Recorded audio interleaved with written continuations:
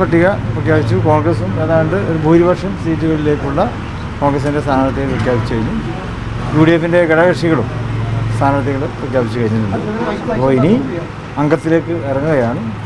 നല്ല ആത്മവിശ്വാസമാണ്. ലീഗിൻ്റെയും കോൺഗ്രസിൻ്റെയും ഒക്കെ മറ്റ് ഘടകകക്ഷികളുടെയൊക്കെ സ്ഥാനാർത്ഥി ലിസ്റ്റ് കാണുമ്പോൾ തന്നെ അത് കാണുന്ന ആർക്കും വിജയപ്രതീക്ഷ അതിൽ പ്രകാശിച്ച് നിൽക്കുന്നത് കാണുവാൻ കഴിയും. അതിലൊക്കെ ഞങ്ങൾക്ക് നല്ല സന്തോഷമുണ്ട്. ഞങ്ങളോടൊപ്പം ചേർന്ന് നിന്നിട്ടുള്ള ആൾക്കാരാണ്. അതായത് ചെറുപ്പക്കാരായാലും മുതിർന്നവരായാലും രാഷ്ട്രീയ മേഖലയിലും എന്നതുപോലത്തെ മറ്റ് സാമൂഹിക സാംസ്കാരിക മേഖലയിലൊക്കെ നിറഞ്ഞു നിൽക്കുന്ന വ്യക്തിത്വങ്ങളെയാണ് UDF സ്ഥാനാർത്ഥികളായി പ്രഖ്യാപിച്ചിട്ടുള്ളത്. അപ്പോൾ അതൊക്കെ തന്നെ ഞങ്ങൾക്ക് വലിയ വിജയപ്രതീക്ഷ നൽകുന്നുണ്ട്. ഇപ്പോൾ ഇവിടെ തന്നെ ഈ ബലറാമുണ്ട്, അഭിജിത്തുണ്ട്, പ്രിയപ്പെട്ട കരീം ചേരേരുണ്ട്, ജയന്തി രാജനുണ്ട്. ഇവർ തന്നെ നല്ല ഉദാഹരണങ്ങളാണ്. ചെറുപ്പക്കാരാണ്. അതുപോലെ തന്നെ പാർലമെൻറ്റിൽ പാർലമെൻ്ററി ജീവിതത്തിൽ ഏറെ സംഭാവന നൽകപ്പെട്ടിട്ടുള്ള ആളുകളാണ് ഇവരെല്ലാവരും. ഓരോ സ്ഥാനാർത്ഥിയെയും ഞങ്ങൾ തിരഞ്ഞെടുത്തിട്ടുള്ള അത്തരം പ്രത്യേകതകൾ കണ്ടുകൊണ്ടാണ്. അപ്പോൾ അത് ജനങ്ങൾ അതേറെ സന്തോഷത്തോടെ സ്വീകരിക്കുമെന്ന് തന്നെയാണ് ഞങ്ങൾ പ്രതീക്ഷിക്കുന്നത്. അതോടൊപ്പം തന്നെ അതൃപ്തിയും അദ്ദേഹം ഫേസ്ബുക്കിലൂടെ പ്രതികരിച്ചിട്ടുണ്ട്. സ്വാഭാവികമായിട്ടുള്ള പ്രതികരണമാകും. അത് പാർട്ടിയുമായി കൂടിയാലോചനയൊക്കെ നടത്തുമ്പോൾ അവർ അവർക്കൊക്കെ കാര്യങ്ങൾ മനസ്സിലാവും. ഇല്ലില്ല, അങ്ങനെയൊന്നുമില്ല. അങ്ങനൊരു സീറ്റ് കിട്ടിയിട്ടില്ല എന്ന് വിചാരിച്ചിട്ട് പാർട്ടിയിൽ നിന്ന് പോകുന്ന ആളുകളൊന്നുമല്ല അവരൊക്കെ പാർട്ടിയിൽ കാലങ്ങളായി പ്രവർത്തിച്ച് വരുന്നവരാണ്. അവർ MLA ആയിട്ടുള്ള ആൾക്കാരാണ്. മറ്റ് പാർട്ടി കൊടുത്തുള്ള സ്ഥാനമാനങ്ങളൊക്കെ വഹിക്കുന്നവരാണ്. അപ്പോൾ അതിൻ്റെ ഒക്കെ വിലമതിക്കുന്നവരാണ്. അവരൊന്നും ഇപ്പോൾ അതിൻ്റെ പേരിൽ പാർട്ടി വിട്ടു പോകുമെന്ന് ഞങ്ങളാരും വിചാരിക്കുന്നില്ല. വനിതകൾക്ക് പ്രാതിനിധ്യം ഉണ്ടെങ്കിൽ വനിതാ ലീഗിൽ നിന്ന് ആരും ഭാരവാഹികളാരും സ്ഥാനാർത്ഥികളായിട്ടില്ല എന്നൊരു ആ രീതിയിലുള്ളൊരു വിമർശനം കൂടി ഉയർന്നിട്ടുണ്ട്.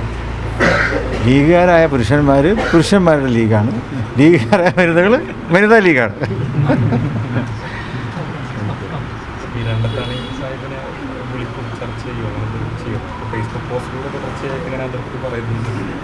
ഞങ്ങൾ ചർച്ച ചെയ്യും.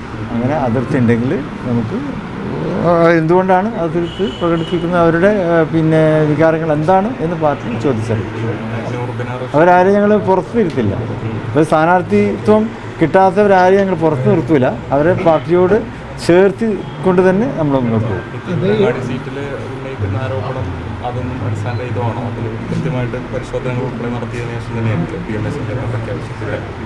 അല്ല, ഇന്നലെ പ്രഖ്യാപിച്ച 25 സീറ്റുകളിലും നമുക്കറിയാമല്ലോ എല്ലാ വിധത്തിലുള്ള പരിശോധനകളും കഴിഞ്ഞതിന് ശേഷമാണ് ആ 25 സ്ഥാനാർത്ഥികൾ ഞങ്ങൾ പ്രഖ്യാപിച്ചത്. നിങ്ങൾ പത്രക്കാർക്ക് തന്നെ അത് പറഞ്ഞല്ലോ, ലീഗ് എന്തിന് എത്ര സമയം ചെലവഴിക്കുന്നത് നിങ്ങളൊക്കെ ചോദിക്കുകയുണ്ടായി. അപ്പോൾ അതുകൊണ്ട് തന്നെ ഇപ്പം നിങ്ങൾ ചോദിച്ചതിന് അർത്ഥമൊന്നുമില്ല.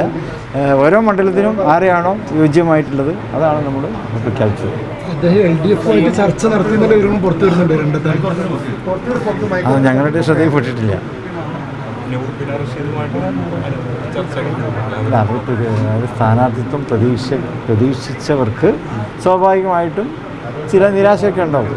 അതിപ്പോൾ അവർ നിങ്ങൾ പത്രക്കാർ മൈക്കും കുത്തൂക്കി പിടിച്ച് പോകുമ്പോഴത്തേക്കും പറയണല്ലോ, ആ നിലയ്ക്ക് അവർ പറയും. നിങ്ങൾ അതേ സമയത്ത് നിങ്ങൾ മുനീർ സാഹിബിൻ്റെ അടുത്ത് പോയി നിങ്ങൾ വേറെ വല്ലതും കിട്ടുമെന്ന് വിചാരിച്ചു. പക്ഷേ മുനീർ സാഹിബ് വളരെ പക്വതയോടെയാണ് അതിന് പ്രതികരിച്ചതെന്നതിൽ ഞങ്ങൾക്ക് വലിയ സന്തോഷമുണ്ട്. അദ്ദേഹവുമായിട്ട് കാര്യങ്ങളൊക്കെ കൂടിയാലോചിച്ചതിന് ശേഷമാണ് നമ്മൾ സ്ഥാനാർത്ഥി ലിസ്റ്റൊക്കെ പ്രഖ്യാപിച്ചത്.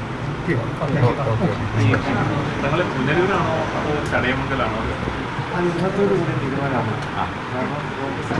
ഡൽഹിയിൽ നിന്ന് അവർക്ക് അവിടെ ആയിരുന്നല്ലോ, അവർ നാട്ടിൽ വന്നിട്ട് ശേഷം ഞങ്ങൾ കൂടിയാലോചന നടത്തും. മിക്കവാറും ഇന്ന് തന്നെ ഉണ്ടാവും. നേതാക്കളെ കിട്ടുന്ന മുറക്ക് ഇന്ന് തന്നെ നമുക്ക് പറയാൻ പറ്റും.